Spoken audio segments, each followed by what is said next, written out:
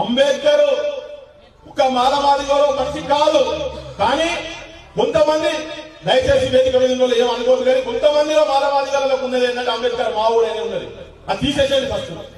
చాలా వరకు మీరు కూడా దాంట్లో కొంచెం తెలుసో తెలియకుండా జరుగుతున్నది. అది నేను చెప్పిన దేశంలో చక్కగా ఉండకపోవని చెప్పి అగ్రకులాల మహిళలు కూడా వాళ్ళ కూడా చదువు వద్దు అని అంటే వాళ్ళు కూడా చదువుకోవాలని చెప్పినటువంటి మొట్టమొదటి వ్యక్తి ఆయనే భారతదేశంలో.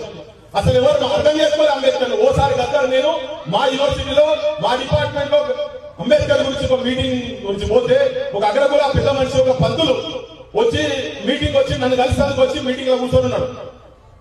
నేను మాట్లాడింది గద్దరు మేము మాట్లాడినంత విన్న తర్వాత ఆయన ఇంటి వెనక ఫోన్ చేసి ఏంటి అని అంటే, అరే నాకు మన అంబేద్కర్ చదువుకున్నాడని తెలియదు.